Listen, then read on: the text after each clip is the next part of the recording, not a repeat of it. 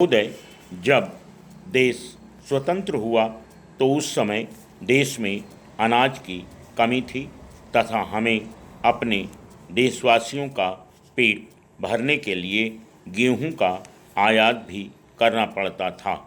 खाद्यान्नों की इस कमी को दूर करने के लिए देश में हरित क्रांति लाई गई।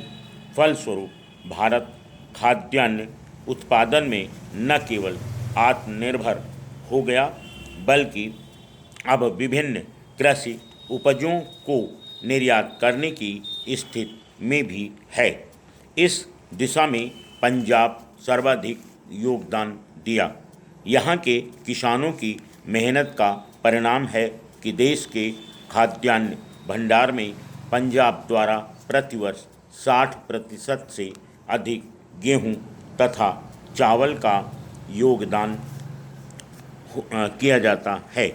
जहां पंजाब में खाद्यान्न उत्पादन बढ़ा है, वहीं रह रहकर इस प्रकार की खबरें भी आती रहती हैं कि प्रदेश में सिंचाई के लिए नलकूपों का अधिकाधिक उपयोग किए जाने से भूमिगत जल स्तर घटता जा रहा है।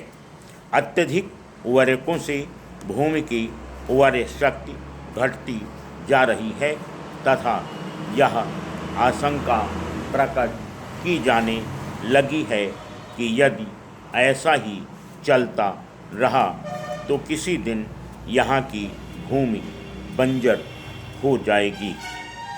खरपतवार नाशकों के भी अत्यधिक उपयोग से पर्यावरण को हानि पहुँच रही है।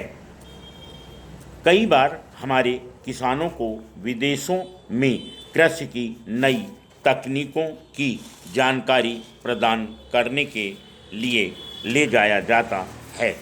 इसी संबंध में पंजाब के किसानों का एक दल पिछले दिनों इजराइल भी गया था, लेकिन विडंबना यह है कि विदेश जाने वाले किसानों में आमतौर पर वह संपन्न किसान होते हैं जो अपने हाथ से खेतीबाड़ी का काम नहीं करते।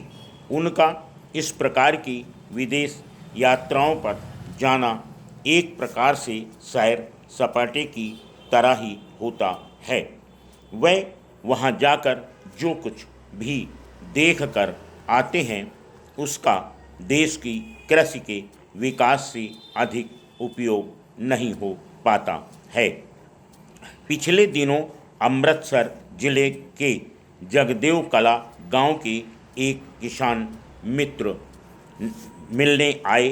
उन्होंने बताया कि कुछ दिनों पूर्व कृषि विश्वविद्यालय के कुछ विशेषज्ञों को उन्होंने अपने गांव में आमंत्रित किया तथा एक विचार गोष्ठी की, जिसमें उन्होंने आसपास के ग्रामीण क्षेत्र के किसानों के बच्चों तथा किसानों को भाग लेने के लिए बुलाया ताकि उनको उर्वरक, कीटनाशक तथा अन्य फसलों के बारे में नवीनतम जानकारी प्रदान की जा सके।